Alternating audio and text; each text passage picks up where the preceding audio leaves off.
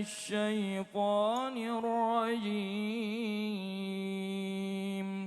بسم الله الرحمن الرحيم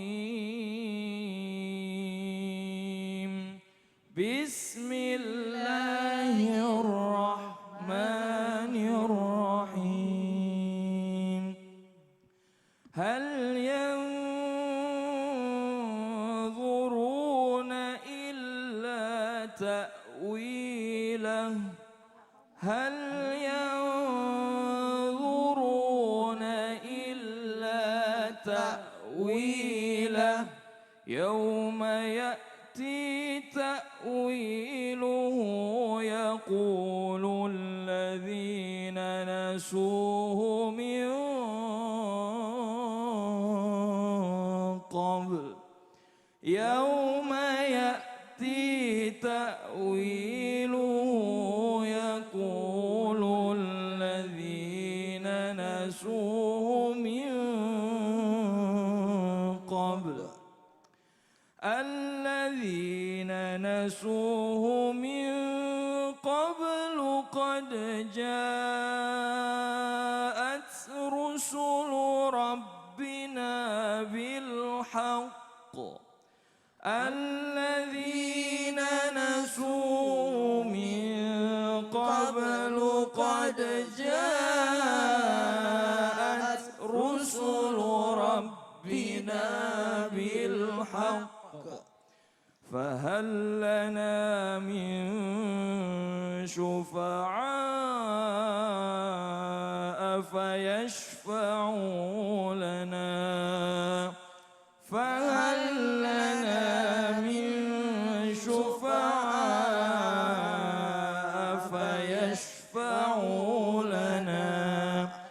فيشفعوا لنا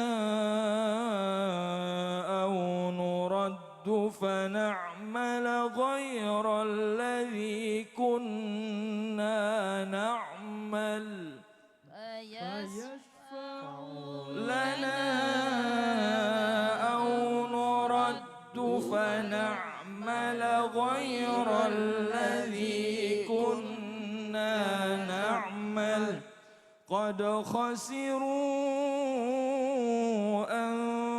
أنفسهم وضل عنهم ما كانوا يفترون قد خسروا أنفسهم وضل عنهم ما كانوا يفترون صدق الله العظيم صدق الله العظيم. Alhamdulillah tadi kita sudah mengaji bersama Mas Kiki ya. Ya, sekarang di depan saya sudah ada Mas Kiki nih, teman-teman semua pemirsa. Yuk kita baca bareng-bareng Mas Kiki ya. Dari awal ta'awud ya, di surah Al-A'raf ayat 53. Silakan. A'udzu billahi minasyaitonir rajim. Bismillahirrahmanirrahim.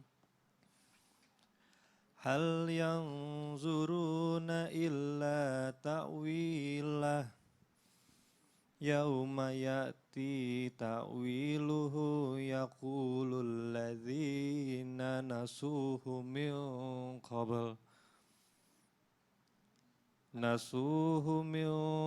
qabl qad ja'at rusulu rabbina bil haqq fahal lana min syufa'a fayasfa'u lana aw nuraddu fana'mal ghairal ladzi kunna na'mal qad khasiru anfusahum wa dhalla anhum ma kanu yaftarun. Shadaqallahul azim. Ini Mas Kiki bacanya bagus ya sebenarnya Bu ya, benar nggak Bu? Ya sudah bagus bacaannya ya, tapi tinggal nanti dimainkan nadanya, dimainkan apa matobi'inya. Jadi jangan dalam taus jangan panjang sebelah. Ya kayak misalkan Bismillahirrahmanirrahim itu kan harus sama. Dua, jangan Bismillahirrahmanirrahim. Nah itu nanti salah jadinya. Ada lebihnya. Jadi harus Bismillahirrahmanirrahim. Berarti panjang pendeknya harus Iya, coba satu lagi. Coba. Bismillah aja. Saya pengen dengar nih. Coba 1, 2, 3. Bismillahirrahmanirrahim. Lahnya masih panjang, mimnya masih panjang. Jadi Bismillahirrahmanirrahim. 1, 2, 3. Bismillahirrahmanirrahim. Bagus Mas Masya Kiki. Allah. Terima kasih, Pak Pokoknya Ustadz. dibiasakan lagi, sama-sama kita biasa baca Al-Quran. Iya, Pak Insya Allah dapat Terima syafaat kasih. di yaumul qiyamah. Amin, alhamdulillah. Amin, rabbil amin, ya alamin. rabbal alamin. Jazakallah khair, terima kasih banyak Ustadz dan juga Kiki, terima kasih banyak jamaah. Mau belajar lagi tentang gimana caranya bangkit dari musibah. Kita tanya yuk sama Habib Novela. Assalamualaikum Habib. Waalaikumsalam warahmatullahi wabarakatuh. Bib, kan tadi udah dijelasin ya, kita tuh harus kuat dan mampu bangkit dari musibah seberat apapun itu.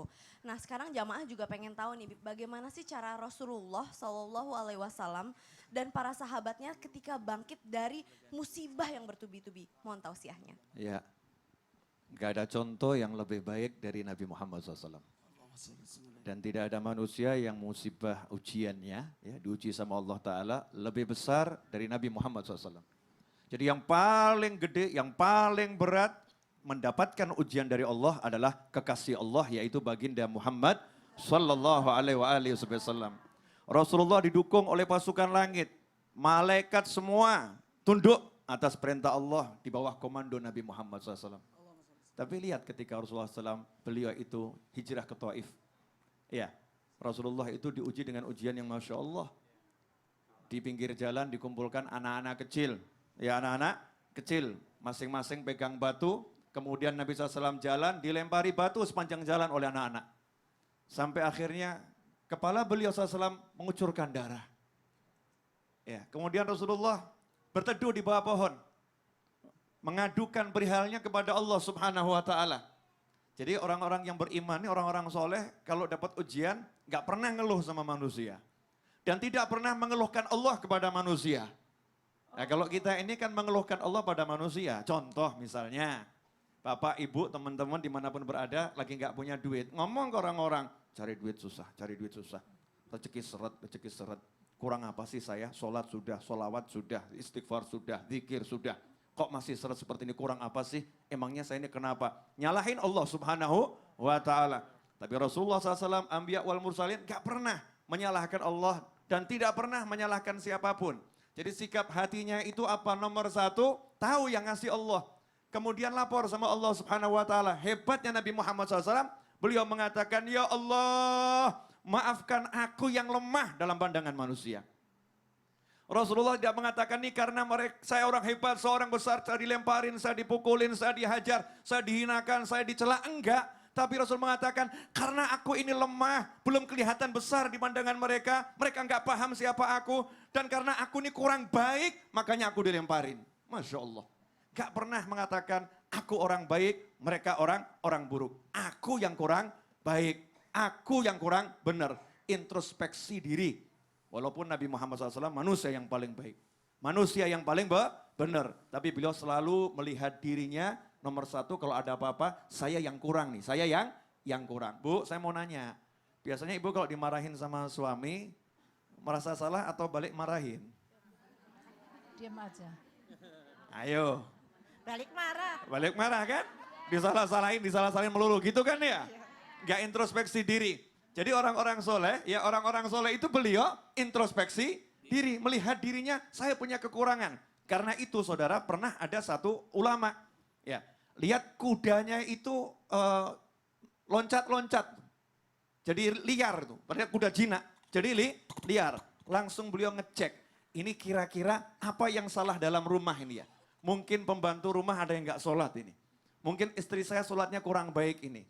Mungkin saya kurang bener ini, dicek itu. Akhirnya ketemu, oh iya, saya tadi begini nih, ada keluarga saya yang sholatnya belum bener, gak saya ingatkan ini. Ini Allah uji saya seperti itu. Jadi ngecek dirinya dulu, gak ngecek orang lain. Nah kita sukanya gak mau disalahkan, nyalahin orang lain. Nih kalau ada musibah seperti itu, naudzubillah min dzalik. Naudzubillah min dzalik. Itu menarik banget, aduh Habib, Masya Allah nih. Setiap kata-kata Habib itu menarik banget loh. Alhamdulillah. Jadi setiap kali ada musibah, mental kita ya salahin diri sendiri dong.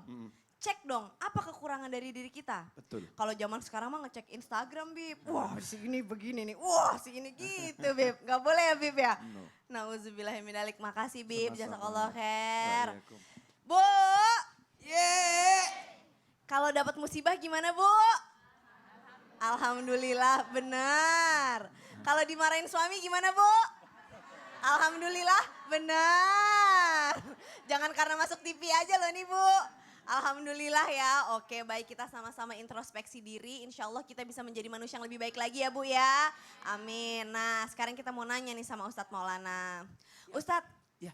sekarang kan kita tahu, Ya. khususnya di Indonesia ini, nggak di Indonesia aja sih, di New Zealand dan juga di Lombok dan di Sentani, banyak saudara-saudara kita yang tertimpa musibah gitu.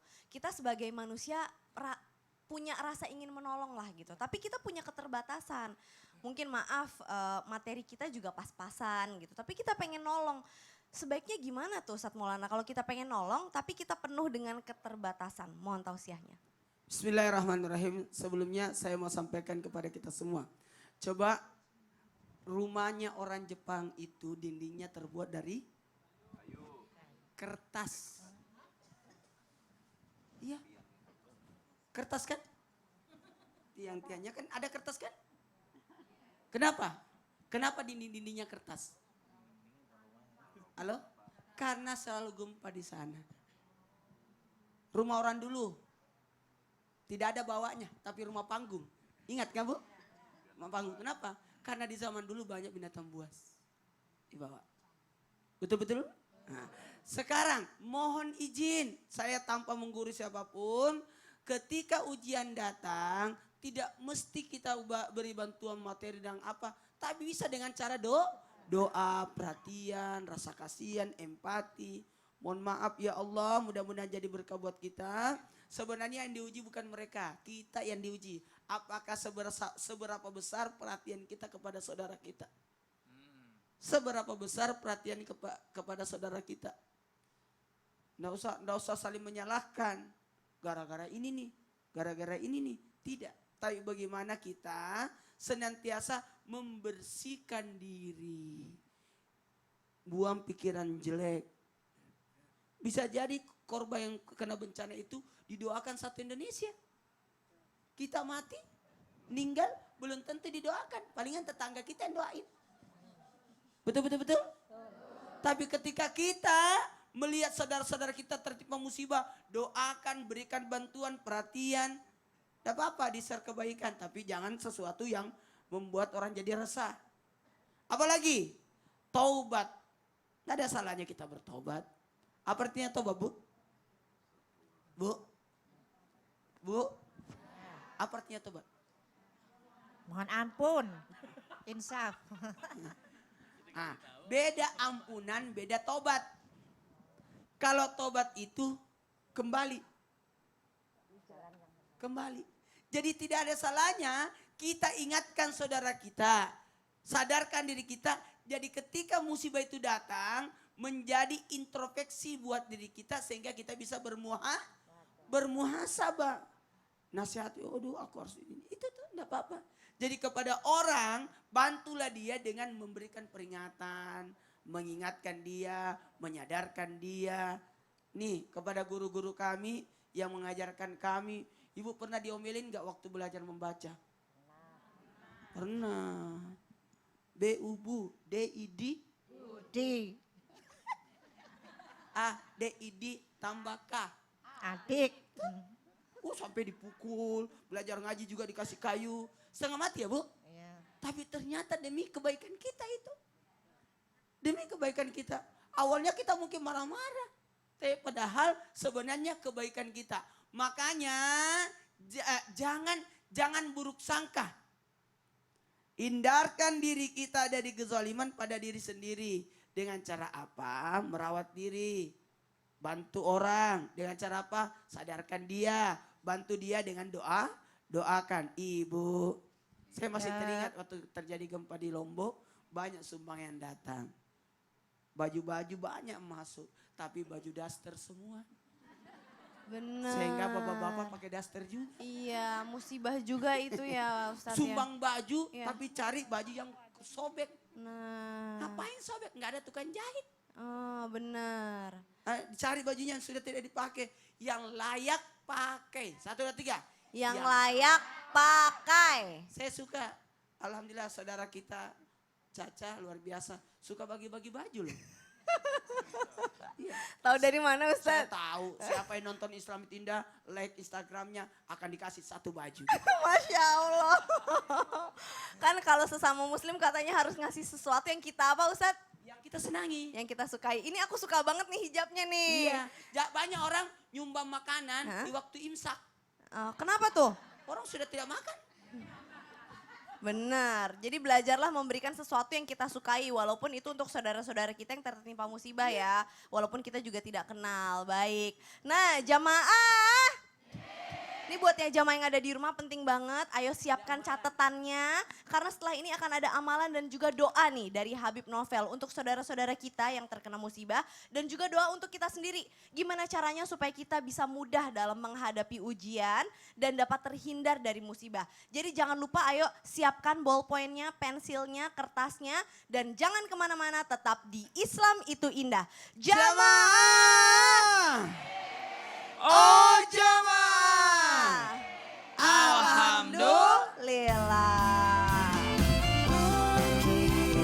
Dari musibah, musibah